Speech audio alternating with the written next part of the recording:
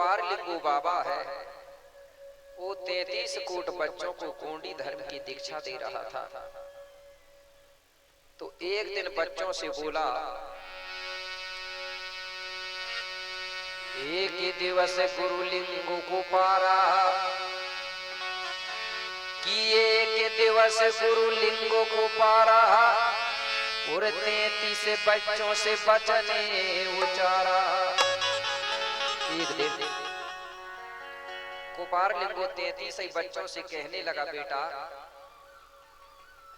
अब आपको मैं प्राकृतिक शक्ति फड़ा पेन का गोंगो कैसे करते हैं, हमारे बूढ़ा देव बूढ़ी दाई का सुमरन ध्यान कैसे करेंगे, ये बात आपको मैं बता दे रहा हूं। लेकिन इससे पहले आप 33 बच्चे मिलकर के वो प्राकृतिक शक्ति फड़ापेन का सुमरन करने के लिए शुद्ध जल लेके आओ।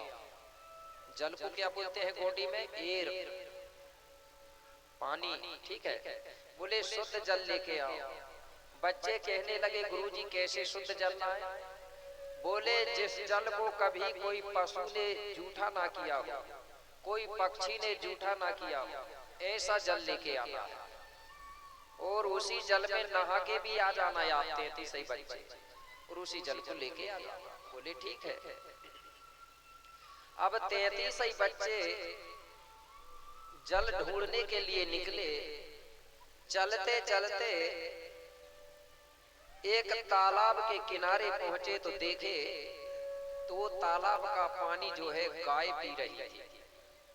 33 बच्चों ने देखा कि अरे बोले ये गाय ने जूठा कर दिया है बोले, और गुरुजी ने बोले है कि कोई जानवर पशु का जूठा नहीं होना चाहिए। चलो बोले इसको अब नहीं ले जाते, आगे चलो। जब आगे बढ़े बच्चे तो चलते चलते एक समुद्र के किनारे पहुंचे। वहां जाके देखे तो एक पक्षी आकाश में उड़ रहा था, और उड़ते उड़ते वो देखते ही देखते पानी में डूबा और फिर निकल के भाग गया। एक जो पक्षी होता है जो मछली खाता है, तो अरे बोले ये पानी भी पक्षी का जूठा है, इसको भी नहीं ले जाते, क्योंकि गुरुजी ने बोले हैं कि पक्षी का जूठा भी नहीं चाहिए। अब कहां जाएं? अब ये 33 बच्चे चलते चलते अमरकोट का टीला पहुंचे। तो अमरकोट के टीला में देखे तो अमरकोट के टीला से जमीन से पानी निकल रहा था, झरना से, और आज भी निकलता है जमीन से। उसको देख करके ये कहने लगे कि ये जमीन से निकल रहा है, ये किसी का जूठा नहीं है, ये जानवर का भी नहीं है और पक्षी का भी जूठा नहीं है, क्योंकि जमीन से निकल रहा है, ये शुद्ध जल है। बोले चलो इसी में स्नान करते हैं। सब बच्चों ने वही स्नान किया। स्नान करने के बाद उसी अमरकोट के जल को लेकर के ये बच्चे आए और गुरुजी को दिए। बोले गुरुजी ये, बोले कहां से लेके आए? बोले अमरकोट के टीला से जो झरना निकल रहा है वहां से। बोले ठीक है। इसी प्रकार के जल से बोले आप अपने पुरखा पूर्वज प्रकृति का सुमरन ध्यान करना, ये शुद्ध जल माना जाता है। बोले गोंडी संस्कृति में इसलिए पहले गोंड लोग क्या करते थे, जो झरना से जो पानी झरता था, मतलब जमीन से निकलता था, उसी जल को लाते थे पहले और उसी से गोंगो करते थे। आज भी हमारे इधर कई जगह ये व्यवस्था है। मढ़ जिनको बोलते हैं, उनके अंदर गुफा होता है, गुफा के अंदर से पानी निकलता है, उसी पानी को लाते हैं आज भी। हमारे लोग इलाहाबाद प्रयागराज नहीं जाते थे, क्योंकि गोंडी मत के अनुसार वो पानी हमारे लिए नहीं था। जो झरना से तुरंत निकलता है उसको शुद्ध मानते थे। हमारे इधर देव व्यवस्था चलती है, देव धुलने ले जाते हैं, नहलाने ले जाते हैं। आज भी इधर नहीं है, शायद मैंने पता किया, नहीं ले जाते। जो शिवरात्रि आती है ना, महाशिवरात्रि, उस समय हमारे इधर अपने जो घर में देव होते हैं उनको नहाने के लिए ले जाते हैं ऐसी जगह में, जिसको मढ़ बोलते हैं। तो ये थोड़ा बहुत परिवर्तन हो गया है। तो उस जल को लेके आए और दिए गुरुजी को। बोले गुरुजी है, बोले ठीक है बेटा। अब बोले वो प्राकृतिक शक्ति फड़ापेन बड़ादेव में चढ़ाने के लिए बोले पत्ती लेके आ जाओ, क्योंकि हमारे में पत्ते भी चढ़ाते हैं ना। तो बोले कौन से? ऐसे पत्ते लेके आओ बोले जिसके एक डंठल में 3 पत्ते हो। तो ये गए तो इनको पलसा का पत्ता मिला। पलसा भी बोलते हैं, छिवलो भी बोलते हैं, परसा भी बोलते हैं, खाखरा भी बोलते हैं। वो पत्ता मिला, आगे बढ़े तो इनको फिर बेल के पत्ते भी मिले। तो बेल के पत्ते में भी एक डंठल में 3 पत्ते होते हैं। ये लेके आए, गुरुजी को दिए। तो बोले गुरुजी ये पत्ते क्यों बुलवाए? बोले बेटा गोंडी संस्कृति में 3 चीज शुभ होती है, इसलिए मैंने एक डंठल में 3 पत्ते वाली पत्ती बुलवाया। बोले ये हमारे जो भी चीज है तो 3 है, शुभ है, पूजनी। बोले कैसे? बोले अगर इधर बात करें तो माता पिता और गुरु है ना, ये भी 3।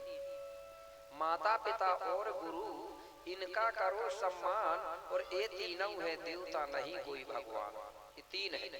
और महिलाओं के लिए भी बात करें तो उनके लिए भी 3 है, सास ससुर और पति इनका करो सम्मान, और ये तीनों है देवता नहीं कोई, है ना 3। और हमारे जीवन में जो संस्कार होते हैं वो भी कितने हैं? 3, जन्म विवाह और मरण। काल भी कितने हैं? 3, भूतकाल भविष्यकाल वर्तमान काल। हमारे बाबा शंभू त्रिशूल धारण करते हैं तो उसमें भी कांटे कितने हैं? 3।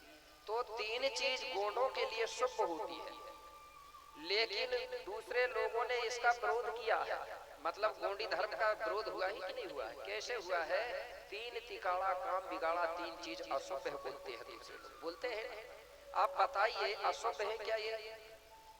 अगर अशुभ होते तो हमारे बाबा शंभू 3 कांटे वाला त्रिशूल धारण नहीं करता, 2 करता या 4 कांटे वाला। तो 3 चीज से काम बनता है, बिगड़ता नहीं है। हमारा जो जीवन है 3 संस्कारों से गुजरता है। अगर ये अशुभ होते तो हमारे गुरु 4 या 5 या 2 संस्कार बनाते। कितने बनाए उन्होंने? 3। तो ये भ्रम छोड़ देना, हमारे लिए 3 शुभ होता है। अगर कोई भी काम करेंगे बनाएंगे तो 3 ही चीज रहेंगी। जैसे हम चूल्हा बनाते हैं तो पत्थर 3 ही रखेंगे तब बनेगा ना चूल्हा, बनेगा कि नहीं बनेगा? और एक पत्थर निकाल देंगे तो बिगड़ जाएगा। ये दर्शन हो रहा है, प्रमाणित हो रहा है। तो 3 चीज हमारे में शुभ है। अब बोले गुरुजी ये पलसा पत्ता। बोले बेटा पलसा पत्ता में वो पावर है जिसमें परसा पेन शक्ति का पावर होता है। कुछ लोग देखते थे ना पहले, वो पलसा ढूंढते थे, कौन सा पलसा? सफेद फूल वाला। मुझे भी पूछते थे, क्योंकि उसमें प्राकृतिक फड़ापेन का पावर है। अगर वो सफेद पलसा से अगर उसमें होता कुछ नहीं है, उसमें जो पत्थर होता है जिसको पारस पत्थर बोलते हैं, वो उस पेड़ से टचिंग हो जाता है तब वो पेड़ का फूल सफेद होता है। तो वो पारस के चक्कर में उसको ढूंढते हैं लोग, ठीक है। तो पलसा के पत्ता में वो पावर है। आज हमारे समाज में कोई खत्म होता है, उसको जब दफनाया जाता है तो उसके सिर में पलसा का जो बीच वाला पत्ता है उसको आज भी ढका जाता है। ढकते हैं, ढकते हैं। डॉक्टर साहब नहीं बोल रहे हैं। अच्छा, जलाने लगे इसलिए भूल गए। चलो कोई बात नहीं, अब मत जलाना, ठीक है ना। जो चीज को जलाया दिया जाता है उसका अस्तित्व खत्म हो जाता है, ठीक है ना। ये बात आपको कल बताऊंगा, ये जलाना कैसे प्रारंभ हुआ था, ठीक है ना।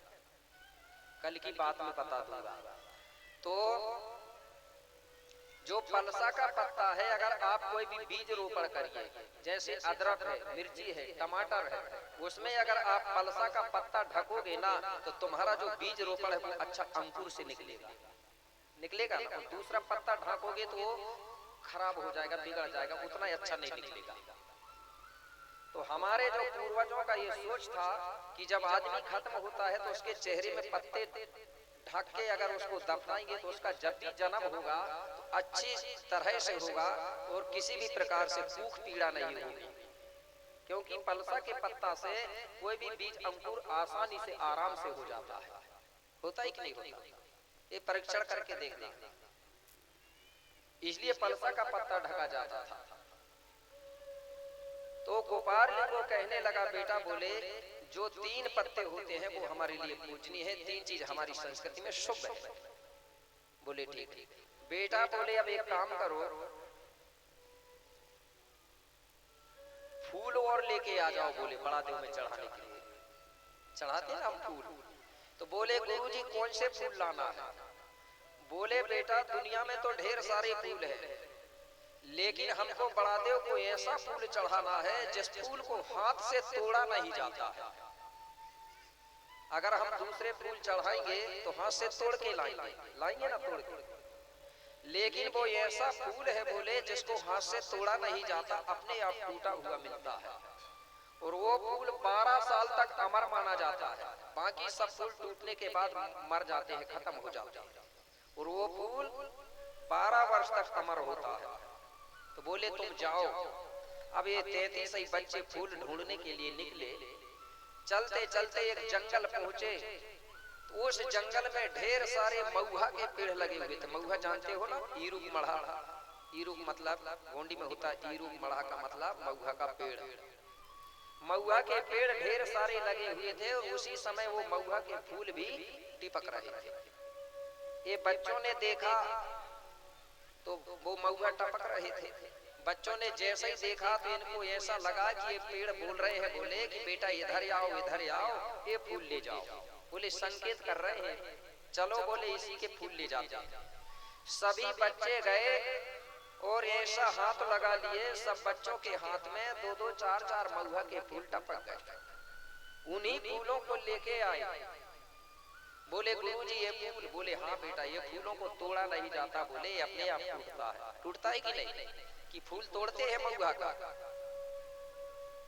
मेरे भाई वही फूल लेके आए, गुरुजी को बताए। तो गुरुजी कहने लगा, बेटा ये फूल जो है, एक तरफ ये महुआ का फूल रख दो और एक तरफ दुनिया के सारे फूल रख दो। बोले तो फिर भी महुआ के फूल के बराबर इनका पावर नहीं है। बोले क्यों? बोले ये महुआ का फूल को सुखा के रख दो बोले तो ये 12 साल तक अमर रहता है। बोले इसको सूखने के बाद जब जरूरत पड़े तो पानी में डाल दो। बोले कुछ समय के बाद में फिर ये फूल ताजा हो जाता है। और जहाँ पर ये महुआ का फूल चढ़ा दिया जाता है, जहाँ पर महुआ का पानी छिड़क दिया जाता है, जहाँ तक महुआ का सुगंध जाता है, वहाँ तक का जो सूक्ष्म वायरस होता है वो वायरस खत्म हो जाता है, कोई बीमारी नहीं फैलती है। फिर वहाँ कितने ही आदमी इकट्ठे हो जाएंगे। इसलिए गोंड लोग हमारे बड़ादेव में क्या चढ़ाते थे? महुआ का फूल, महुआ का पानी। उसके बाद में कितना ही पूजा करने वाले, कितना ही भी भीड़ हो जाए तो एक दूसरे को छुआछूत की बीमारी नहीं फैलती थी। जैसे कुछ पहले कोरोना चल रहा था ना, तो लोग जब कोरोना चलता था तो सैनिटाइजर का प्रयोग करते थे। तो ये महुआ का जो पानी है वो भी सैनिटाइजर का काम करता है, करता ही। इसलिए कुछ लोग क्या करते थे, मुझे पता चला था, कुछ लोग कहने लगे बोले दारू पियो तो कोरोना नहीं होगा। कई लोग दारू पीना सीख गए, उनको तो बहाना मिला था।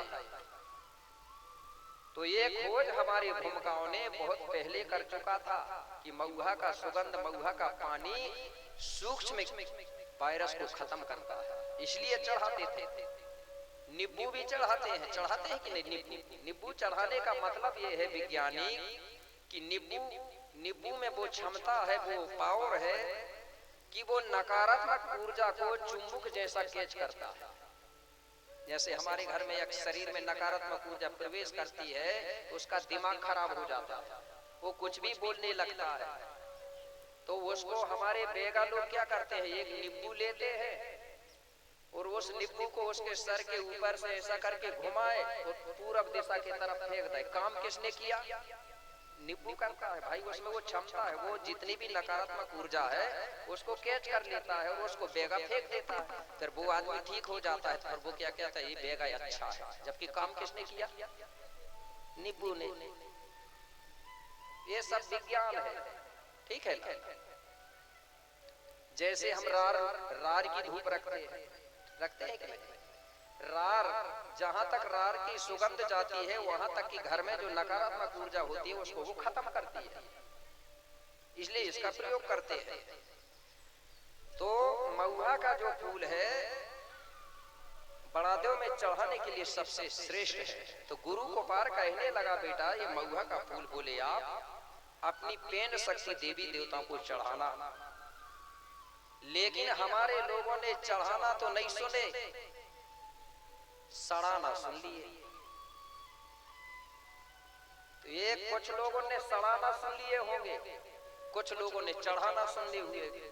तो दो प्रकार से लोग पूजा कर रहे हैं। अभी हमारे राजा साहब नहीं आए दसरंगपुर वाले, अब वो 1 साल हो गए महुआ के फूल चढ़ा रहे हैं, और कुछ लोगों ने सुन लिए हैं लेकिन फिर भी वो अबे भी सड़ा रहे हैं और अबे भी पी रहे हैं। तो मेरे भाई कुपार लिंगो गुरु ने कहा था कि बेटा हमारे बड़ादेव को महुआ के फूल चढ़ाना है, सड़ाना नहीं है।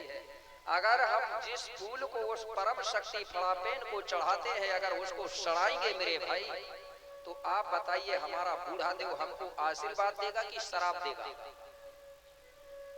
क्या देगा? अरे वो भी नहीं देगा। तो जब सड़ाएंगे तो शराब ही तो मिलेगा ना उससे, आशीर्वाद थोड़ी निकलेगा उससे, निकलेगा ना शराब। तो जो शराब का प्रयोग करेगा पिएगा तो उसको तो भोगना ही पड़ेगा ना। पहले लोग जिसको शराब मिल जाता था उसको भोगना पड़ता था, अब लोग पैसों से शराब खरीद रहे हैं। पहले जो गलती करता था उसको शराब दिया जाता था, अब तो गलती भी ना करे तो खुद ही खरीद के, तो भाई उसका परिणाम भोगेंगे कि नहीं भोगेंगे हम? तो ये मेरे भाई जो शराब है इसी ने पूरा खराब कर दिया। इसलिए किसी ने कहा है गोंडवाना के जो मूल निवासी है, भारत के जो मूल निवासी है, इनके पास साहस है, ताकत है, सब कुछ है, लेकिन ये आज मालिक से बन रहे हैं मजदूर, बन रहे हैं जबकि मालिक थे, लेकिन ये बन रहे हैं मजदूर। और हिम्मत साहस सब कुछ है, लेकिन ये दारू पीने से भय है मजबूर हुए ही ना। आप मैंने बताया था कि 1 साल दारू बंद करके देखना आपके घर में कितना परिवर्तन होता है। अगर जिसने इसका प्रैक्टिकल किया होगा तो बराबर परिवर्तन तो हुआ होगा। तो कितने लोग हैं जिन्होंने प्रैक्टिकल किया है, जरा हाथ उठाना अगले साल से। अरे पहले पीते थे कोई बात नहीं, लेकिन एक ही साल किए हो, अंतर आया है कि नहीं? खान में, पान में, शरीर में। नहीं तो कुछ लोग तो अभी भी नहीं मान रहे हैं, वो तो कह रहे हैं कि गुरुजी महुआ तो बहुत ताकतवर चीज है। मैं मानता हूँ ताकतवर है, पहले के पुरखा लोग भी बोलते थे महुआ चना खाइए घोड़े की दौड़ लगाइए, ताकतवर था इसलिए तो बोलते थे। महुआ और चना खाते थे इसलिए ताकतवर, शक्तिशाली थे, योद्धा थे, वीर थे। लेकिन अब के लोगों ने उसका उल्टा कर दिया, नहीं बोले महुआ चना तो नहीं खाते, लेकिन उसको सड़ा के दारू पीते हैं तो बहुत ताकत आ जाती है। बोले 10 फीट की रोड भी बोले कम पड़ जाती है जब दारू पी के निकलते हैं गली में। तो बोले कहीं इधर जाते हैं लटकते, कहीं इधर जाते हैं लटकते। और घर में कहीं चले गए तो 4-5 सदस्य भी है, अगर मैं बोले पी के चला गया तो पूरे घर के घबरा जाते हैं। बोले तो मेरे भाई कुपार बाबा ने ऐसा नहीं कहा था। अगर महुआ को खाना है तो अच्छी चीज बना के खाइए, भून के खाइए, वो फायदादायक है। तो मेरे सगाजनों ऐसा नहीं करता। अगर आशीर्वाद लेना है तो चढ़ाइए और खाइए। क्यों कि आप लोगों को बताया गया है यही दारू पिला पिला के बाहर के विदेशियों ने आपका राजपाट, धन, मान और सम्मान को छीना है। इसी से इसलिए किसी ने कहा है कि नर को नशा न चाहिए, कि नर को नशा न चाहिए, कि नशा में नर की होती है नाश। और जो न नर नशा को त्याग दे, बड़ा देव उसी के पास। नर को नशाना चाहिए, नशा में नर की होती है नाश, और जो नर नशा को त्याग दे, बड़ा देव उसी के पास। कि बारो बारो है विनय मेरी, आज सुनो गोंड महिराजो, और अब दारू पीना छोड़ देना, अरे यही है मेरी फरियाद।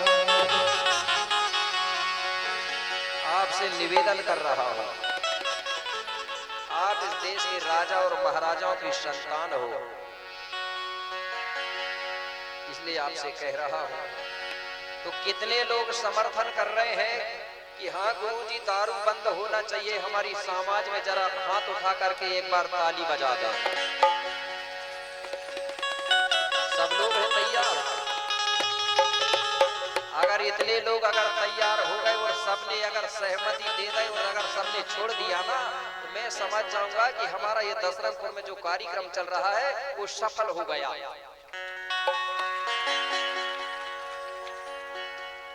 तो फिर जब इतने लोग छोड़ देंगे तो धीरे धीरे धीरे आप भी प्रचार करोगे तो ज्यादा टाइम नहीं लगेगा, बहुत जल्दी बंद हो जाएगी हमारे समाज में दारू। क्योंकि दारू पीने वाला कभी टिकाऊ आदमी नहीं होता, हर हमेशा बिकाऊ बना रहता है। इस प्रकार से हमको महुआ का फूल चढ़ाना चाहिए, उसको सड़ा के दारू बना के कभी भी नहीं चढ़ाना चाहिए हमारे देवी देवताओं को। क्योंकि हमारी गोंडी संस्कृति में हमारे देवी देवता दो चीज का कभी सहन नहीं करते। ये दो चीज अगर होती है पूजा के स्थान पे तो हमारा देवी देवताओं का ठाना पाना नष्ट भ्रष्ट हो जाता है। और यही चीज को बाहर से आए हुए लोगों ने हमारे भूमिका बैगाओं को माध्यम से चढ़वाना प्रारंभ इन्हीं विदेशियों ने करवाया था। इनको मालूम था कि गोंड लोग दो चीज का परहेज करते हैं अपने देवी देवताओं में, और आज भी करते हैं आप लोग। जब आप लोग जवारे बोते होंगे 8-9 दिन के लिए, तो बताइए जब जवारे बोते हैं तो वहां दारू पी के कोई आदमी जाता है क्या? नहीं जाता। लेकिन कुछ लोग कहते हैं कि नहीं हमारे देवता दारू चढ़ती बोलते हैं, लेकिन आज भी जवारे बोते हैं तो वहां दारू का परहेज आज भी चलता है। इसका मतलब है कि दारू नहीं चलती थी पहले। और जब हमारे गांव में कोई बीमारी आती है, कोई समस्या आ जाती है जो डॉक्टर से या वैद्यों से ठीक नहीं होती है ना, तो फिर हमारे गांव के इकट्ठे बैठते हैं और बैठने के बाद निर्णय करते हैं कि भैया हमारे गांव में गाय बैल भैंस या जानवरों में जो बीमारी आई है उसकी निकासी करना है गांव से। तो कैसे करते थे? बेगा भूमिका के माध्यम से निकासी करवाते थे। और जो हमारी गांव की खेरोदाई होती है, आप लोग शीतला बोलते हैं, ये खेरोदाई, ठीक है ना? ये खेरोदाई में 5 मंगलवार तक जल चढ़वाते थे। चढ़ाते आज के घर आज भी कोई समस्या होती थी। और बोलते थे कि जब तक जल चढ़ाएंगे तब तक गांव में कोई भी परिवार का कोई आदमी दारू पिएगा न दारू बनाएगा, ये बंद किया जाता। करते थे कि नहीं? इससे समझ जाओ कि हमारे देवी देवताओं में शराब नहीं चढ़ती थी। ये बाहर के लोगों ने हमको चढ़वा दिया। कैसे चढ़वाया? बोले महुआ से तो बनी है, जब महुआ का फूल चढ़ा रहा है, महुआ का पानी चढ़ा रहा है, देवी तो उसी से बनी, कोई दिक्कत नहीं, चढ़ा दो। बोले ऐसा करके हमारे लोगों को चढ़वाया, क्योंकि उनको मालूम था जब ये अपने देवी देवता में दारू चढ़ाने लगेंगे तो ये खुद पीने भी लगेंगे। इस प्रकार से दारू नहीं चलती थी। तो मैं बता रहा हूँ आपको, ये दारू कभी भी अपने देवी देवताओं में मत चढ़ाना, इससे हमारी शक्तियां भ्रष्ट होती थी। और दूसरी बात गुरु कुपार ने बताया कि जिस महिला को अगर एमसी पीरियड आ जाता है तो वो महिला भी उसमें सम्मिलित नहीं होती है। ये दो चीज का सबसे ज्यादा निषेध है हमारी संस्कृति। आज मैंने दूसरे धर्म में भी देखा हूँ, जो मुस्लिम धर्म को मानता है वो भी आज दारू का सबसे ज्यादा परहेज करता है। मुस्लिम धर्म के लोग खाते हैं, मांस मटन खाते हैं, लेकिन दारू नहीं चढ़ती है। तो ये दो चीज का बड़ा निषेध है। मैंने देखा हूं पहले अगर कोई हमारे परिवार में दारू पी लेता था, मतलब हमारे समाज में, तो उसको घर के अंदर घुसने नहीं देते थे। अगर कोई ने धोखा से पिला दिया किसी को, उसको सोने के लिए कपड़े बाहर देते थे, खाने के लिए कांसे की थाली में खाना नहीं देते थे। कांसा की थाली चलती थी ना पहले, हमारे इधर आज भी चलती, खाना खाने के लिए कांसे के बर्तन होते हैं, वो थाली, धनिया बोलते हैं ना गोंडी में थाली, उसकी थाली में खाने को नहीं देते थे। उसको दारू पिया हुआ आदमी को पीतल की या स्टील की थाली में देते थे खाने को। जब उसकी दारू उतर जाती थी, शराब का नशा उतर जाता था, तब वो नहा के आता था, पूरे कपड़े धुल के लाता था, तब उसको घर के अंदर घुसने देते थे। और आज महिला बराबर परहेज कर रही है ना महिलाएं, लेकिन भैया लोग अगर जिसके घर में पीते होंगे तो कर रहे क्या परहेज? किसी को बुरा न लगे, ये दोनों चीज निषेध है हमारी संस्कृति में। ये दोनों चीज का आप अगर नहीं करोगे परहेज, तो हमारी शक्ति जागृत नहीं हो सकती। और हमारी शक्ति जागृत होगी तभी हमारा समाज सही होगा। पहले के पुरखा लोग, पूर्वज लोग सही बोलते थे, बामन बनिया नेमा जिए नेम से और गोंड जिए देव से, बोलते थे। तो समझ जाओ हमारा पूरा पूरा देव से चलता था। हमारे एक से एक राजा महाराजा जो होते थे ना, वो अपने इष्ट शक्तियों का सुमरन ध्यान करते थे, उनकी पूजा पाठ करते थे, उन्हीं की ताकत से वो यहाँ राज्य करते थे। आज कुछ लोगों ने सोचा कि ये सब फालतू है, ध्यान नहीं देते हमारे देवी देवताओं को, इसलिए आज हम लोग कमजोर हुए, क्योंकि गोंड जो है देवों के ही भरोसा जीता था। तो ये दो चीज का आप लोग परहेज करना, ठीक है। तो गुरु गोपाल बाबा ने बताया कि बोले दो चीज का परहेज करना। और जब भी हम गंगो पूजा पाठ करते हैं तो हमारे में जो पूजा की जो थाली होती है वो कांसे की थाली का महत्व माना जाता है। आज जब पानी भी चढ़ाओगे तो कांसे की थाली होना चाहिए, लेकिन आज हमारे लोग दूसरे धर्म के चक्कर में किसको महत्व दे रहे हैं? तांबे के बर्तन को देते, जबकि तांबा के बर्तन में हम लोग पूजा नहीं करते थे, क्योंकि तांबा के हमारे देव बने होते थे। और फूल कोई सा भी ना मिले, सिर्फ महुआ के फूल चढ़ा देना, महुआ चढ़ा दिए तो सब फूलों के बराबर। और हमारे में सिंदूर जो कुमकुम चलता है ना, वो हमारे देवी देवताओं में नहीं चलता था सिंदूर कुमकुम, वो तो बाद में चालू हुआ। टीका भी लगाते थे तो हल्दी का टीका। पहले बात मांग हमारे लोग भरते भी नहीं थे, महिलाएं पहले की नहीं भरती थी, क्योंकि आप लोगों को संक्षेप में बता रहा हूं। एक हमारा जो राजा था, उस राजा को विदेशियों ने छल कपट करके एक लड़की के माध्यम से उस राजा को खत्म करवा दिया था। और उस लड़की ने राजा को मर्डर करके उसका खून निकाल के और अपना मांग भरा था, प्रमाण किया था उनके लोगों को बताने के लिए कि मैंने देखो मार के आई हूँ, ऋषि का खून का मांग लगा के आई हूँ और पाँव में लाली लगा के आई, प्रमाणित किया था उसने। इसलिए हमारी रानी महारानी कहती थी कि हमारे राजा का खून है, इसलिए हम उसको काय को लगाएंगे। अब जानते नहीं है, दूसरे की नकल कर करके लगाने लगी भाई, क्योंकि वो इतिहास पता रहता तो नहीं लगाती। तो ये मांग सिंदूर हमारे देवी देवताओं में नहीं चलता था, हल्दी चलती थी, हल्दी। जैसे कोई महावीर का स्थान होता है, वहां भी हल्दी लगाते थे पहले लोग। और हल्दी वो है वैज्ञानिक है, विज्ञान है। अगर किसी का पैर लचक जाए, मूंछ खाजे, कोई दर्द हो जाए, तो आप लोग जो नारियल का तेल होता है ना, उसमें हल्दी मिला के उसमें लेप कर दो और आग से आंच बता दो, सिकाई कर दो, तो दर्द आज भी ठीक हो जाता है। जो महावीर है उसमें हल्दी लगाने का कारण और दूसरा था,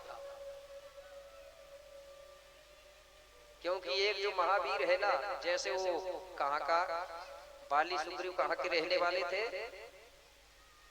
हाँ पंपापुर, जिसको पहले पालीगढ़ बोलते थे, पालीगढ़ का वो जो महावीर है, वहाँ का जो अध्यक्ष था, महावीर का व्यायामशाला चलाने वाला, वो दूसरों की बातों में लग के दूसरे के दल में चला गया।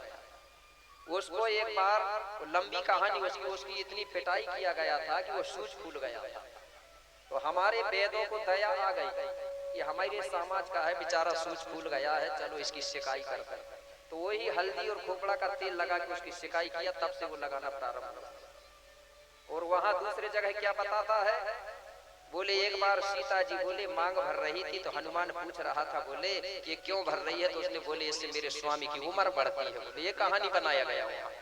तो हनुमान ने सोचा कि मेरा भी तो स्वामी है, मैं तुम तो यही बस लगा रही, मैं तो पूरा शरीर में लगाऊंगी तो और उम्र बढ़ेगी, ये बता दिया वहां। जबकि दर्द को ठीक करने के लिए प्रयोग किया गया था। तो हमारे में पूजा में क्या चलता है, हल्दी। अगले साल कछारगढ़ में जब कार्यक्रम हुआ था वहां भी मैंने बोला था, तो हो सकता है इस साल सिंदूर कुमकुम कछारगढ़ में नहीं चढ़ पाएगी।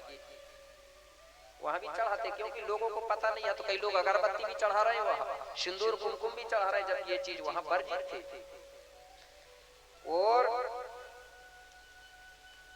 काला कपड़ा वर्जित है हमारे। जब पूजा के स्थान में बैठते हैं तो काला कपड़ा नहीं पहनते हैं, क्योंकि काला जो रंग होता है वो वर्जित है। काला काजल लगाना, काला कपड़ा पहन के पूजा करना निषेध माना जाता है।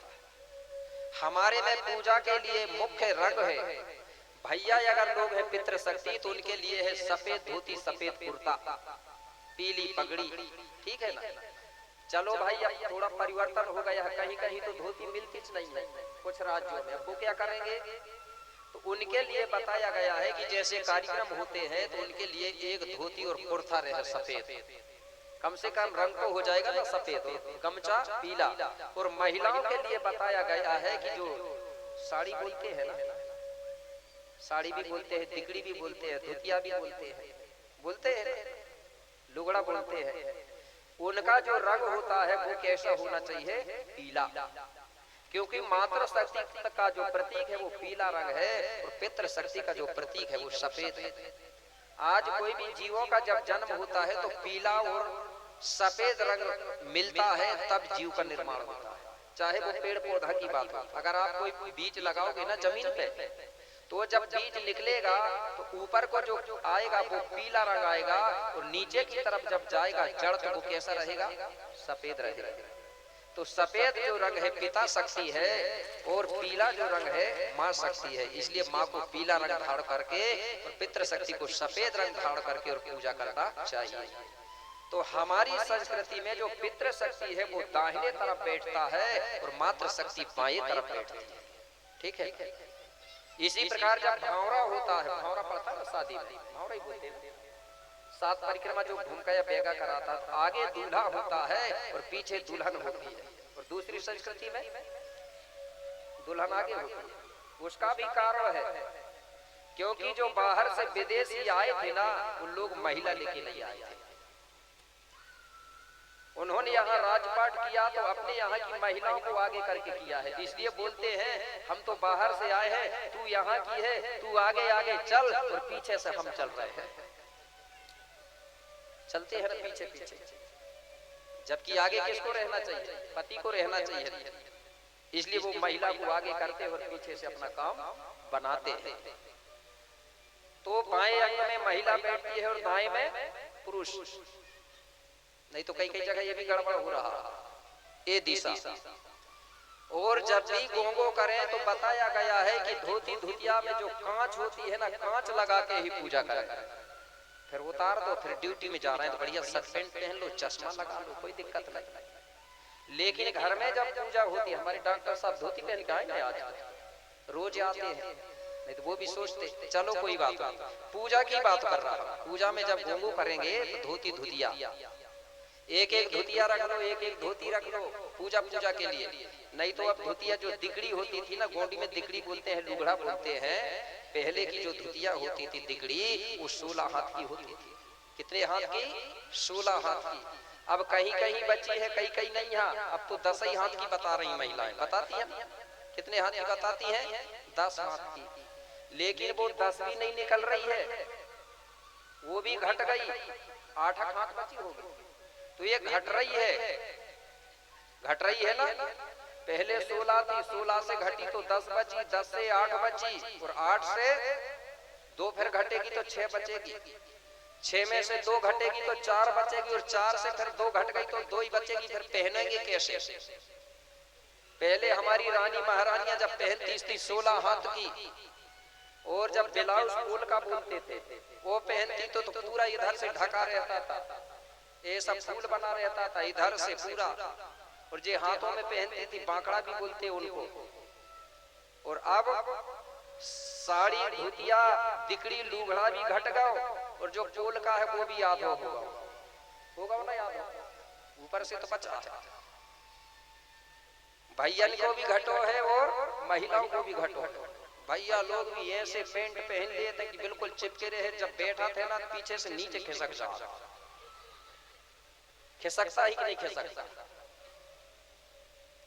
ये पगड़ी भी बहुत लंबी होती थी, भाभी धीरे धीरे 2 मीटर की बची है, और वो कई कई के पास 2 मीटर भी नहीं है, कई कई के पास इतनी बड़ी बची है, और कई के पास ये भी नहीं। ये घट रही है कि बढ़ रही है? घट रही है। इसलिए कहा गया है कि धोती धुतिया छोड़ सगाजन साड़ी पैंट अपनाएंगे, और अपनी तुपनी कौन चलाई, बड़े बड़े गुरुजी भी लुंगी लगाएंगे। ये समय आ जाएगा तो समझ जाएगा वही कलयुग चल रहा है आपके समय, ठीक है। तो मेरे भाई ये हम ही घटा रहे हैं, हम बढ़ा नहीं रहे हैं। तो पूजा में हमको किस चीज का परहेज करना चाहिए, जो मैंने बताया। अब कुपार लिंगो बाबा ने 33 बच्चों को प्रकृति के बारे में बताया, और कहने लगा कि बेटा बोले अब तुम 5 ही खंड धरती में इस संस्कृति का प्रचार प्रसार करना।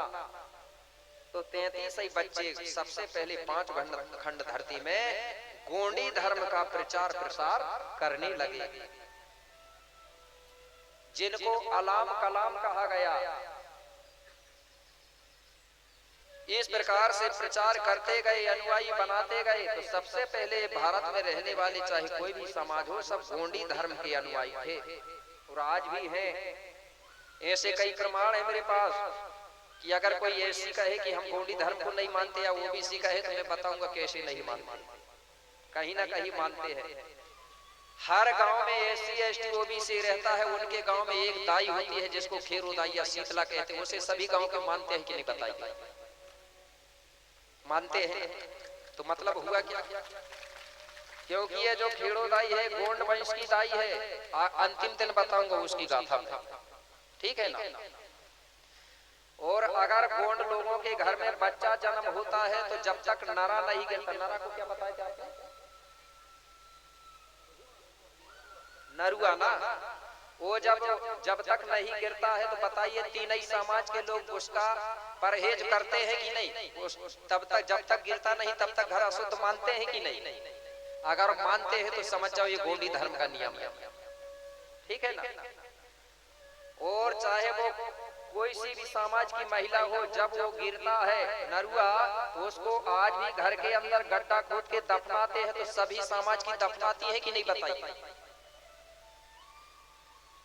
दफनाती है ना। वही नरुआ को गोंडी में नरा बोलते हैं, और उसी नरा जहां दफनाया जाता है, जहां गाड़ा जाता था, उसी जगह को गोंडी में नरा के कारण नार बोलते हैं। गांव को क्या बोलते हैं? नार। नार मतलब होता गांव। उसी नरा से, उसी नरुआ से नार और नगर का निर्माण हुआ है सबसे पहले। अब बताइए है कि नहीं? और कभी हम एससी एसटी ओबीसी झगड़ा लड़ाई नहीं करते थे, सब हिलमिल के रहते थे, और सब गोंडी देवी देवता की गोंगो पूजा करते थे। सिर्फ हमारा काम धाम भरता, ये जातियां नहीं है, ये काम के आधार पे बाहर के लोगों ने हमारे बीच में चीज जातियां बना के हमको तोड़ा है, और गोंडवाना का राज को नष्ट करने के लिए तोड़ा है। क्योंकि उनका मुख्य उद्देश्य था फूट डालो और गोंडवाना में राज्य करो।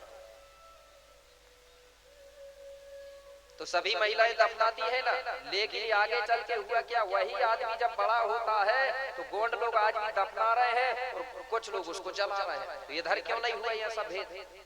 कि नहीं तो कहते कि भाई हम तो दूसरे समाज के हैं, वो गोंड की महिला दफनाती नरा को, तो हम तो लकड़ी कंडा इकट्ठा करके नरा को जलाएंगे और ठंडा करेंगे, तब शुद्ध होगा। नहीं करते ना। तो ये सब लोग इसी संस्कृति के लोग थे। तो मेरे भाई इन्होंने प्रचार प्रसार किया, तो सब लोग उन्हीं के अनुयायी बने। यही 33 कोट के देवताओं को आगे चल करके लोगों ने 33 कोट को 33 करोड़ में बदला। कोट यानी गोंडी में करोड़ नहीं होता। क्या बता दिए लोगों ने? 33 करोड़ देवता थे। 33 करोड़ नहीं है, मात्र 33 है। कोट यानी होता है जगह, स्थान।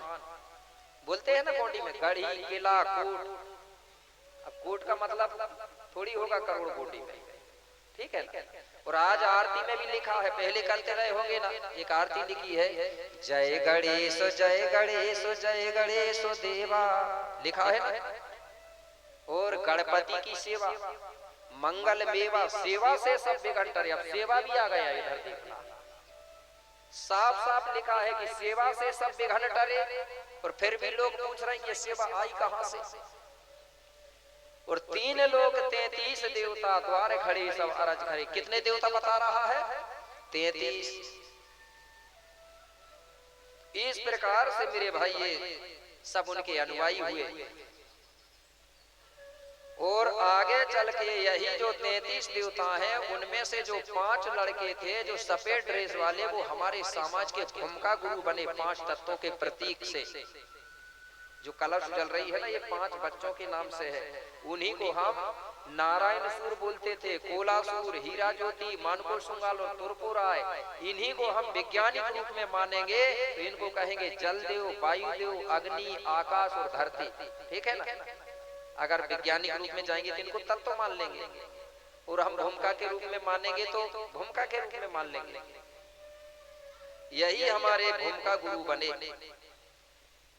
और जो 28 बच्चे फिर बचे हैं, वो 28 बच्चे जो है हमारे गोत्री पेन बने। गोत्री पेन मतलब गोत्री देव। तो जब ये गोत्री देव बने, कोई 1 देव वाला, कोई 2, 3, 4, 5, 6, 7, 8, वो 7 तक, और 8 से 12 वाले भूमिका बेगा। तो ये कौन है मैं आपको बता दे रहा हूं। वो भूमिका, तो जो भूमिका है 5 भूमिका है, उनमें से भूमिका को भी अलग अलग बंटवारा किया गया है। तो जो पहला भूमिका है नारायण सूर भूमिका, वो भूमिका 1 देव वाला, 2 देव वाला और 3 देव वालों का पुजारी माना जाता है ना। 1 से 3 वाले, इनका कौन है मुख्य भूमिका? नारायण सूर, जो आकाश का प्रतीक है, आकाश तत्व का।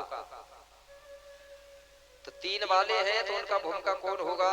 नारायण सूर भूमिका।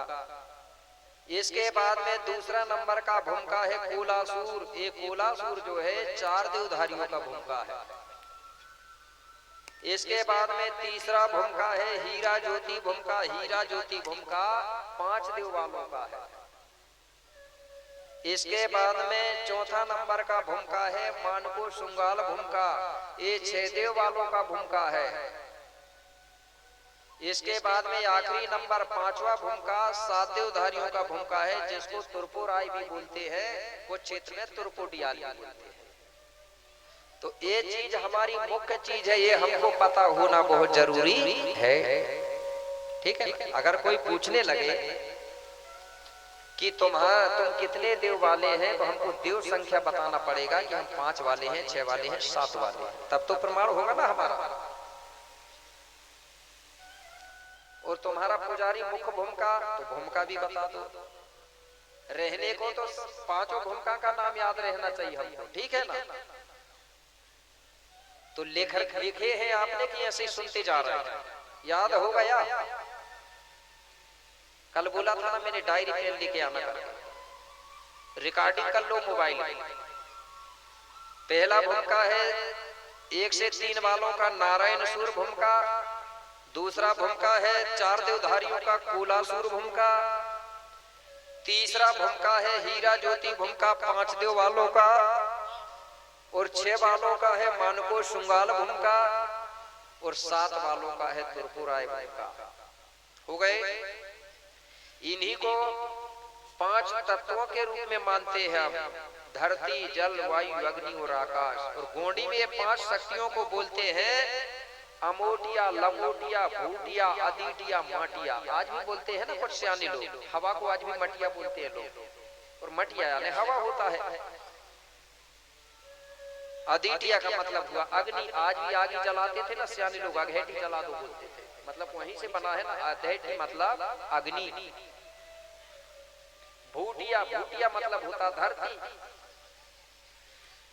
इसके बाद अब जो देवधारी होंगे वो देवों के नाम लिख लेंगे जिसको लिखना है। तो एक वाले तो नहीं है इधर, दो वाले भी नहीं है, लेकिन तीन वाले हैं। तो तीन वाले लिखेंगे। उनके जो तीन देवता है गोत्री देव, वो है जुगाल गोंगो। कौन सा? जुगाल गोंगो। उसके बाद में मुलाल गोंगो। तीसरा नंबर का है सुकाल गोंगो। हो गए ना तीन, बहुत सरल है। जुगाल गोंगो, मुलाल गोंगो, सुकाल गोंगो, ये तीन देव। ये गोत्री देव है, और अलग से देव होते हैं वो अभी बताऊंगा। ये गोत्री देव है जिनके माध्यम से हमारा विवाह का रिश्ता जुड़ता है। हमारे गोंडी में सम और विषम में विवाह होता था। सम विषम मतलब 4 6 ये आपस में विवाह नहीं करते थे। विषम होता था तब विवाह करते थे। तो इसके बाद चार देव वाले, चार देवधारियों के देव हैं माल गोंगो, माल, पाल गोंगो, काल गोंगो और लाल गोंगो। आगे पीछे भी हो जाएगा तो चलेगा। माल गोंगो, काल गोंगो, लाल गोंगो और पाल गोंगो, है ना सरल। इनका भूमिका कौन है? कूलासुर। इसके बाद में 5 देव वाले उठाना हाथ है कि नहीं? 5 वाले हैं। 5 देव वाले जो है उनके देव है आहा गोंगो, महा गोंगो, मेका गोंगो, रेका गोंगो और 5वां दोइंदा गोंगो। एक गोंडी में ही इसलिए आपको अटपटा सा लगता हो, क्योंकि आपने हिंदू धर्म के देवी देवताओं को याद कर रहे हैं ना, सरल सरल राम लक्ष्मण भरत शत्रुघ्न, इसलिए ये अटपटे से लगते हो। ठीक है ना? हो गई याद। आहा गोंगो, महा गोंगो, मेका गोंगो, रेका गोंगो, दोइंदा गोंगो, ये 5 वालों। इसके बाद 6 वाले, ये 5 देव वालों का भूमिका है हीरा ज्योति भूमिका। इसके बाद में 6 देव वाले, 6 देव वालों का भूमिका है मानको शुंगाल भूमिका। ये लिखेंगे देवों के नाम आहेदाल गोंगो, महेदाल गोंगो, अपादाल गोंगो, टीपादाल गोंगो, भंटेदाल गोंगो और 6वां कोइंदाल गोंगो। हो गए ना 6?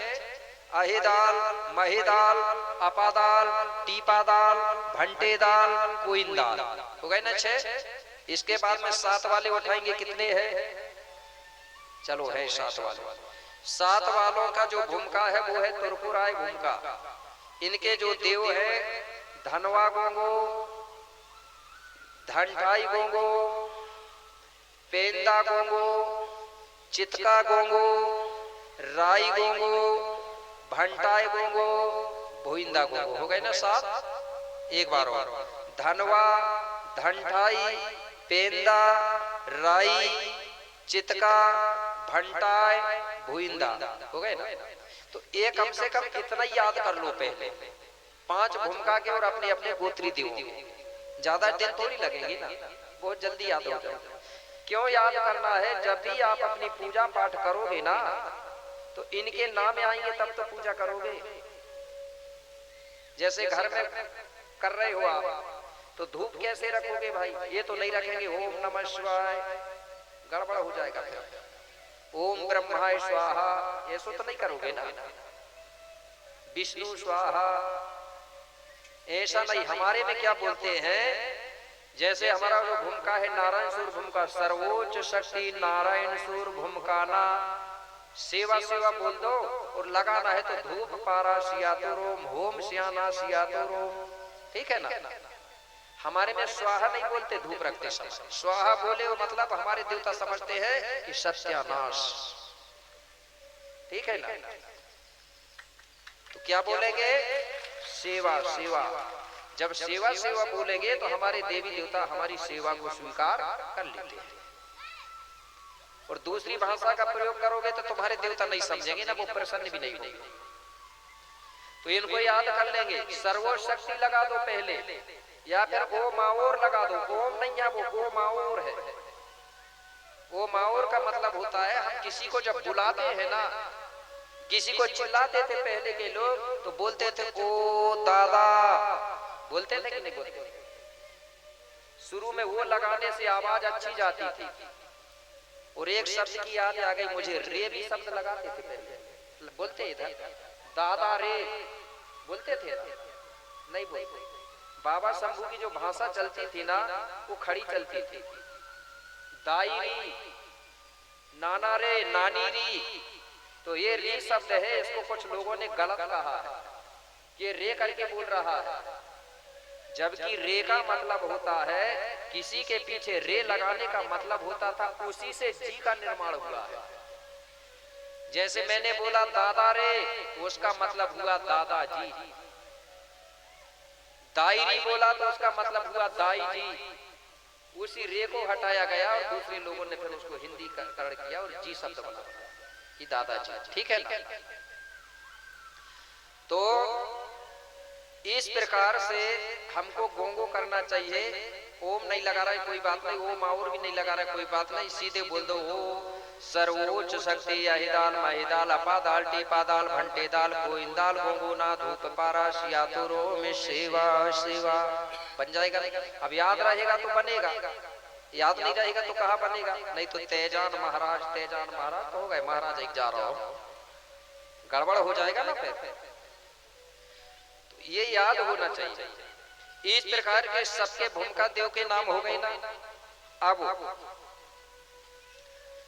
इसके बाद में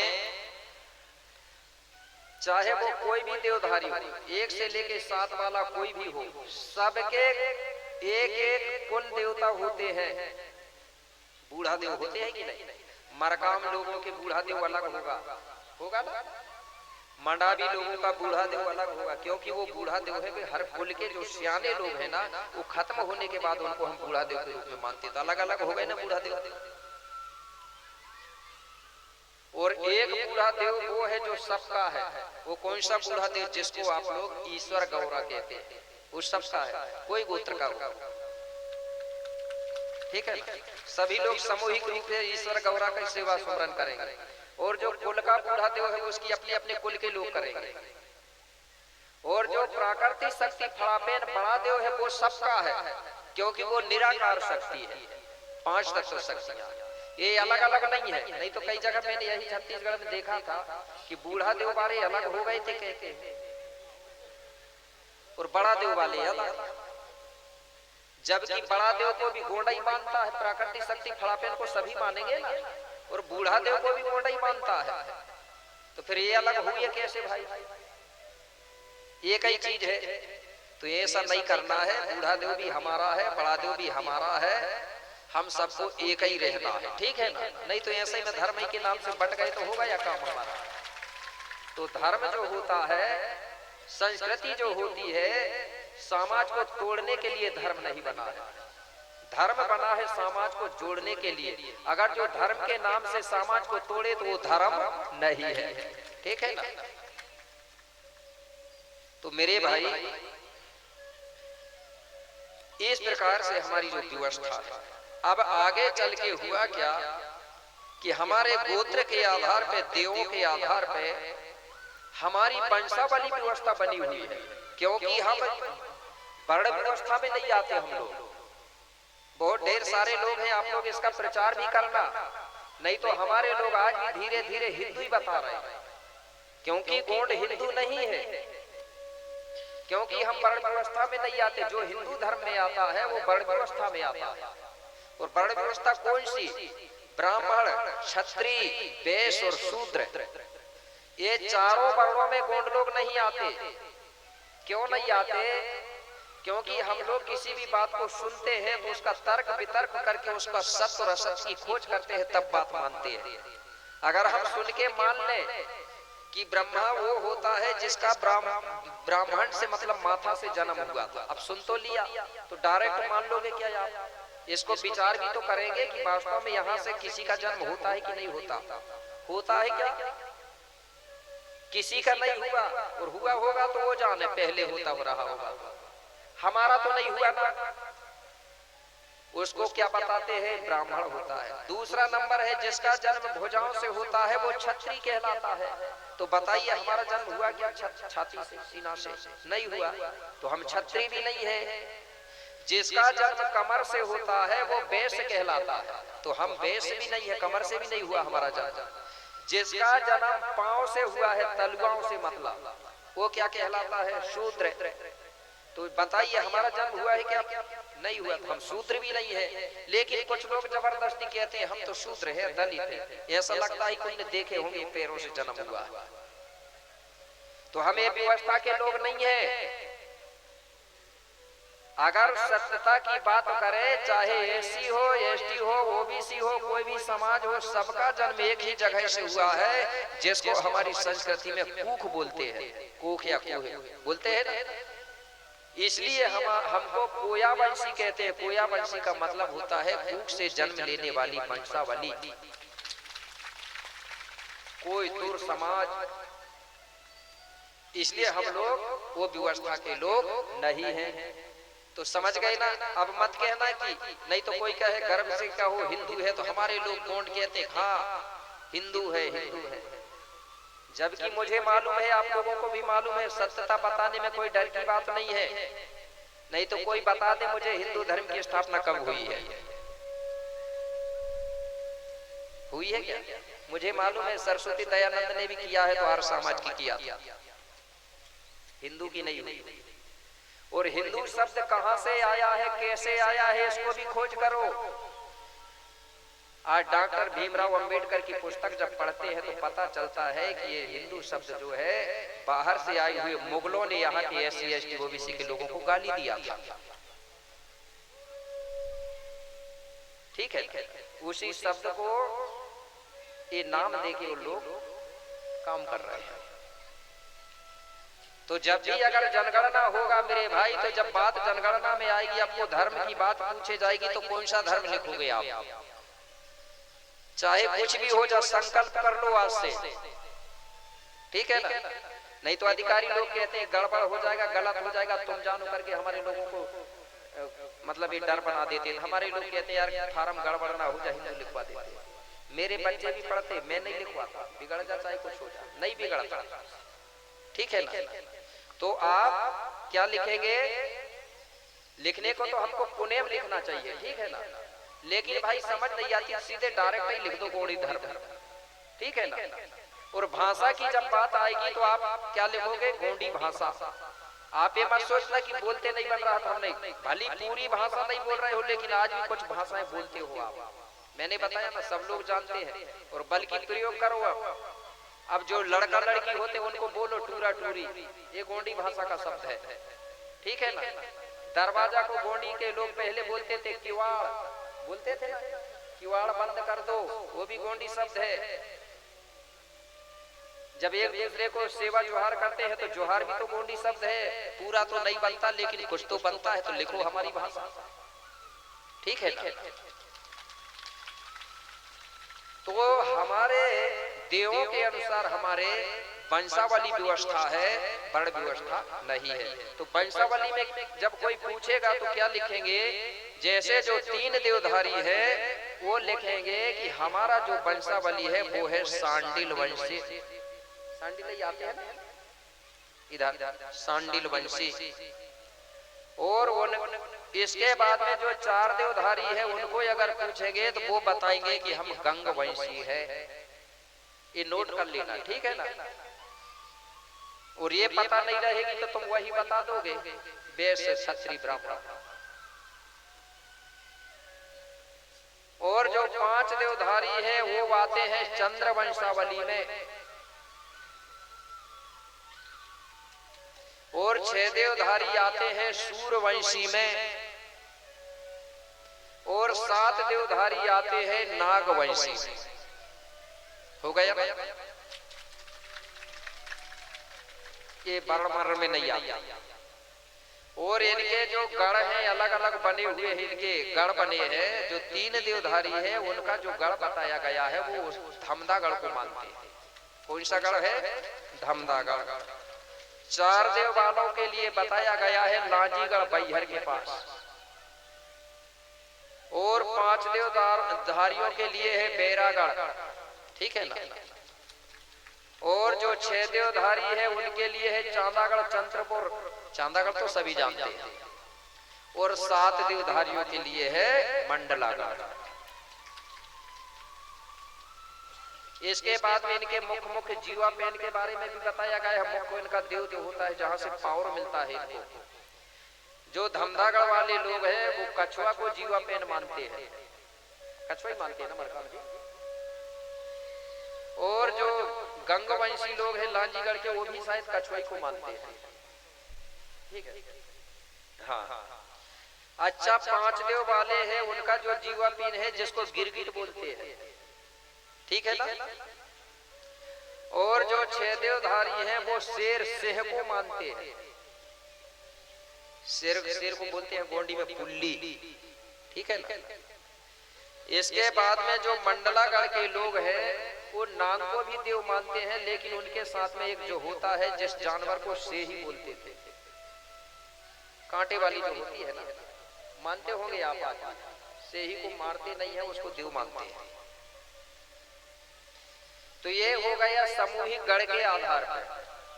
लेकिन कुपार बाबा ने हमारी इतनी बड़ी व्यवस्था बनाया है कि अगर उसको हम लोग अगर उसका अध्ययन करेंगे और उसकी चर्चा करेंगे तो शायद पूरा जीवन भी चला जाएगा तो वो कभी खत्म नहीं होगा। एक बार मैंने कंगाली जी को तो सभी लोग जानते हैं, एक बार मैंने कंगाल जी से पूछा कि 750 जो गोत्र है उनके अलग अलग जीव बता दो करके। तो वो कहने लगे बेटा बोले अभी मैं भी खोज कर रहा हूँ, बोले पूरा मुझे भी पता नहीं है, आपको जितना पता है उसका प्रचार करते जाओ। क्योंकि बोले कुपार लिंगो बाबा का इतना बड़ा तंत्र है बोले कि पूरा जिंदगी भर भी अलग अलग करेंगे, निर्वाहेंगे बोले तो कभी उसका नहीं हो पाएगा बोले क्लियर, इतना बड़ा तंत्र है। और कुपाराई लिंगों का जो तंत्र है बोले उसी को पढ़ के बोले बौद्ध धर्म का निर्माण भी हुआ है, उसी को पढ़ के बोले डॉक्टर भीमराव अंबेडकर ने बोले संविधान का निर्माण किया है। इतना बड़ा तंत्र है, क्योंकि जो डॉक्टर भीमराव अंबेडकर है वो भी गोंडी संस्कृति की देन है। क्योंकि उसकी जो माँ थी ना, बच्चे का जन्म नहीं होती थी, तो उसने कामना किसके आगे की थी, जिसको हम गोंडी संस्कृति में भीमाल बाबा कहते हैं, उससे कामना किया था जब भीमराव अंबेडकर का जन्म हुआ, इसलिए उसका नाम भीमा रखा गया था, भीम, ठीक है। तो इस प्रकार से हमारी जो गोत्र के आधार पे भी अलग अलग है, तो जो मुझे जानकारी है वो बता रहा हूं। तो सबसे ज्यादा इस धरती पर नागवंशी राजाओं का राज्य चला है, शुरू से लेके चला है ना। नागवंशी कौन था? राजा रावेन, जिसका आज भी मंडलागढ़ है। और उन्हीं के जो वंशावली के लोग हैं जिनको आज मंडावी या मरावी बोला जाता है। तो एक बार हाथ उठा लो राजा रावेन के वंशावली के लोग। ये मत सोचना कि रावण को, बस नीचे, रावण को राक्षस कहा गया, वो राक्षस नहीं है। कोई मुझे बता दे कि रावण ने कब दारू शराब पिया था? नहीं पिया था, कोई रामायण में ढूंढ लो, नहीं पिया था ना। तो आज के मरावी लोगों को भी नहीं पीना चाहिए ना, नहीं पीना चाहिए कि नहीं? राजा रावण जैसा ज्ञानी कोई नहीं था, उसको सारे धर्मों का ज्ञान था, सारे ग्रंथ 4 वेद 18 5 6 7 9 ग्रंथ सबका ज्ञाता था, और सारी चीज में निपुण था, यंत्र में, तंत्र में, सारी विद्याओं। तब तो बताते हैं उसने शनि को भी अपने बस में कर दिया, तो कोई कर लेगा क्या बस में? और रावण ने सीता का हरण नहीं किया था, ये गोंडी गाथा कहते हैं। उसने तो अपनी बहनों का बदला, अपनी बहन का बदला लेने के लिए बदला लेने लाया था। लंबी कहानी उसकी, ठीक है। तो मेरे भाई राजा रावण जो है उसका जो पक्षी में जीवा पेन था वो था नीलकंठ पक्षी। इसलिए मरावी लोग नीलकंठ को अपना देव मानते हैं, जो पक्षी होता है नीलकंठ। इस प्रकार से अलग अलग होते हैं। कोई जैसे ककोड़िया होता है, ककोड़िया आपके घर नहीं है शायद, नहीं है। धुरवे तो है ना, धुरवे, धुरवे जो होते हैं उनका जीवा पे निजी की बात कर रहा हूं मैं। निजी में भैंस को मानते हैं, भैंस को गोंडी में अड़मी बोलते हैं, भैंस। इसको जो लोग मारते नहीं थे वो देवता के रूप में मानते थे उसको। और इनका निजी में एक झाड़ है, साजा का पेड़ को तो सभी देवधारी मानेंगे, लेकिन निजी पेड़ में जो है वो है छींद का पेड़, जिससे झाड़ने की झाड़ू बनाया गया है। उसी छींद की पत्ती जब दूल्हा कोई बनता था तो उसी की पत्ती का मुकुट बनाते थे पुराने लोग, बनते थे इधर सर पहले छींद के पत्तों की। आज भी अगर जिसको चाहिए छींद के पत्ते की, तो हमारे साथ में जो राजकुमार आहाके जी आए हैं ना दुकान वाले, वो पहुंचाते हैं बनवा बनवा के। वो मुकुट होती थी, क्योंकि हमारे भूमिका भली पढ़े लिखे नहीं थे लेकिन बहुत ज्ञानी थे शायद। वो विज्ञान प्रकृति को समझते थे। एक बार मैंने पूछा एक दादा से कि इसकी सर में जो छींद के पत्ते की मुकुट क्यों लगाई जाती है, दूसरे पत्ते की नहीं तो लगा सकते थे। उसने बताया, बोले छींद की पेड़ में वो पावर होता है, बोले उसकी पत्ती में अगर कहीं बोले बिजली भी गिरे बोले तो उसको भी वो झेल लेता है छींद का पेड़। जब उतनी बड़ी शक्ति को झेल लेगा बोले तो फिर दूल्हा के सिर में अगर एक दो पत्ती लगाएंगे तो कोई अगर बोले दूल्हा के ऊपर कोई जादू टोना यंत्र मंत्र भी चलाएगा बोले वो पत्ती उसको रोक लेती है। पहले मैंने देखा था हमारी सियानी जो दाइयां होती थी, जब हवा धुंध चलता था, पानी जब आता था तो दाइयां क्या करती थी, वो झाड़ने वाली जो झाड़ू होती है ना उसको आंगन में मूसल में दाब देती थी। एक बार मैंने पूछा कि क्यों, बोले इससे हवा कम हो जाता। भली वो जैसा ही हो लेकिन ये हमारी समझ में क्यों दंगियां चलती थी, ठीक है ना। तो मैंने भी अभी तक नहीं देखा हूं कि छींद के पेड़ में कभी बिजली या गाज गिरी हो। देखा है किसी ने? धोखा से कहीं हो गया होगा, लेकिन अधिकतर गिरती नहीं है। तो बताइए इतनी पावरफुल चीज को हम हटा दिए और कहा वो कपड़े की टोपी लगा रहे, जोखड़ जैसे लगा रहे हैं। तो भली 5 पत्ती हो दूल्हा के सिर में, हमारे बेगाओं को जरूर धारण करना चाहिए, ठीक है ना। तो इस प्रकार से जो धुरवे लोगों का है वो छींद का पेड़ है, छिंदी मढ़ा। इसके बाद नेताम भी है यहाँ पर। नेताम लोगों का होता है, ने आने होता है कुत्ता। कुत्ता को मानते हैं जीवा पे, ये घरेलू कुत्ता नहीं, वो जंगली वाला, ठीक है। इसी प्रकार टेकाम भी है क्या इधर। मरकाम लोग है, मरकामों का निजी में आता है एक मछली होती है जो मलांज नाम की प्रजाति की मछली होती है, वो मछली का परिचय। और आम का पेड़ है निजी में। तो मैं ये बात इसलिए बता रहा हूं क्योंकि पूरी चीज लिखा नहीं गया, क्योंकि उसका खोज ही चल रहा था और हम कंगाली जी रहने लगे। तो इसको हमको भी खोजना है। ये कैसे पता चलता है, जैसे हमारे घर में जो परिवार रहता है ना, सियाने लोग रहते हैं, उनको ये चीज मालूम होता है, उनसे पूछते हैं ना तो वो बताते हैं। या फिर हमारे जो पाटारी होते हैं ना, कुल गुरु होते थे, कुल के भूमिका बेगा होते थे, उनको पता होता है। लेकिन ये व्यवस्था खत्म हो गई है धीरे धीरे। किसी भी परिवार में कुल भूमिका है क्या पुजारी?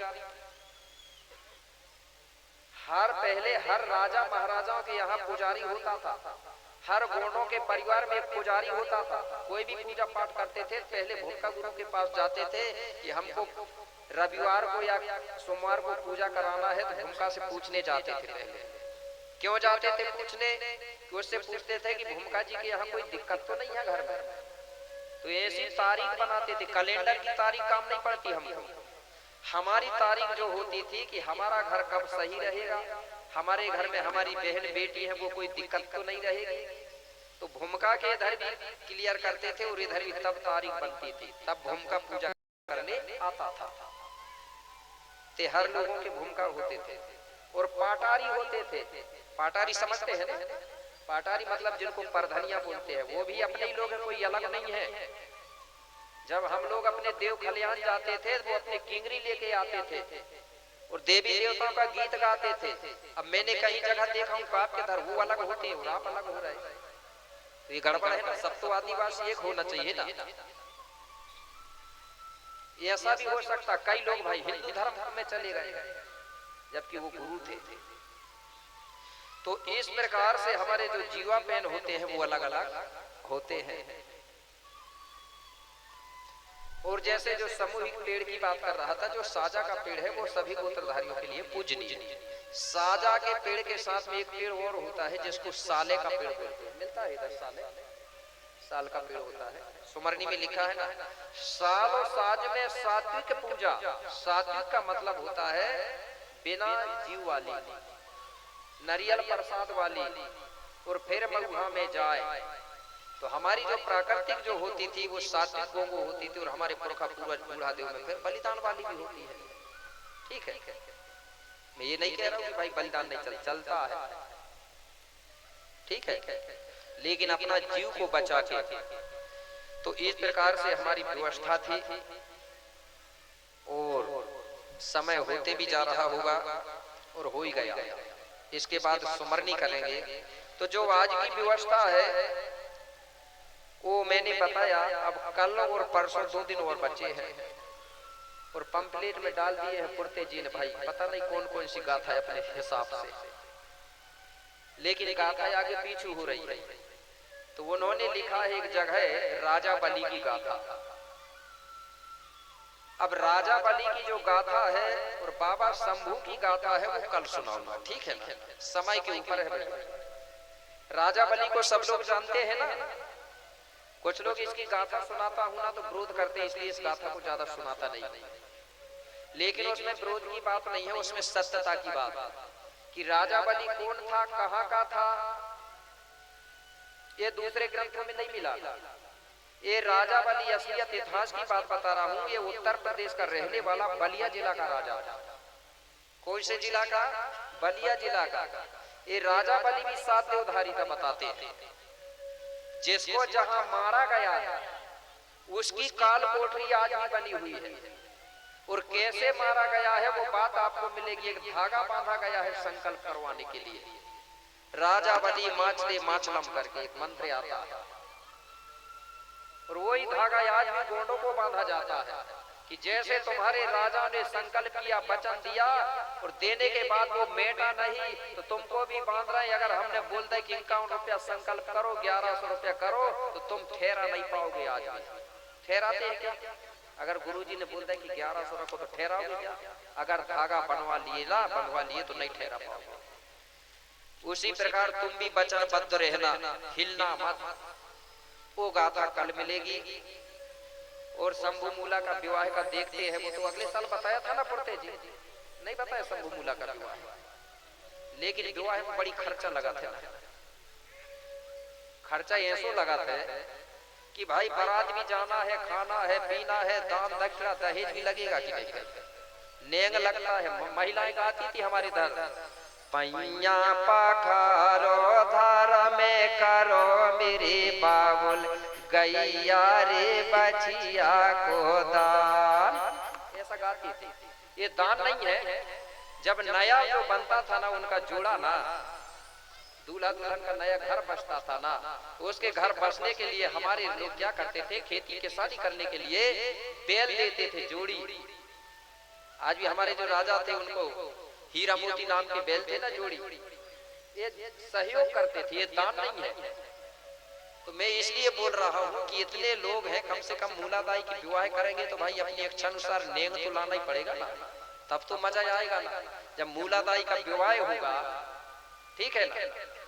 तो अगर व्यवस्था हो तो एक को बढ़िया शंभू बाबा बना देंगे और एक को मूलादाई बना देंगे। शंभू मूला, मूला मतलब बाबा शंभू की पत्नी, गोरादाई के पहले की,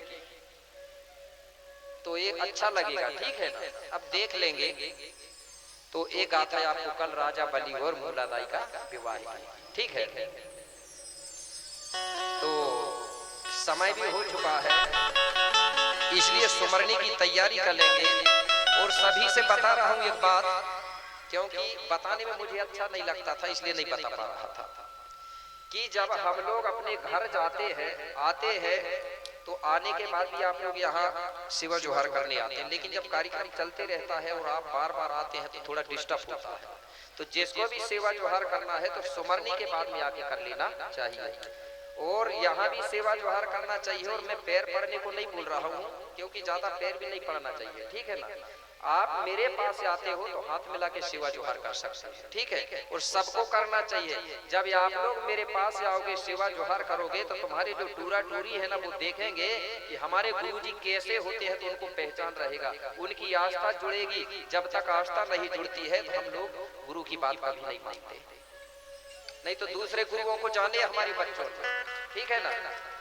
तो जाते समय भी हमको सिर झुका के जाना चाहिए सेवा जोहार करके। अगर हम लोग हमारे गुरुओं का सम्मान नहीं करेंगे, हमारे देवी देवताओं का नहीं करेंगे, तो दूसरे लोग आगे थोड़ी करेंगे, ठीक है ना। तो इसी बीच में आप सुमरनी के तरह तो सुमरनी की तैयारी कर लेंगे।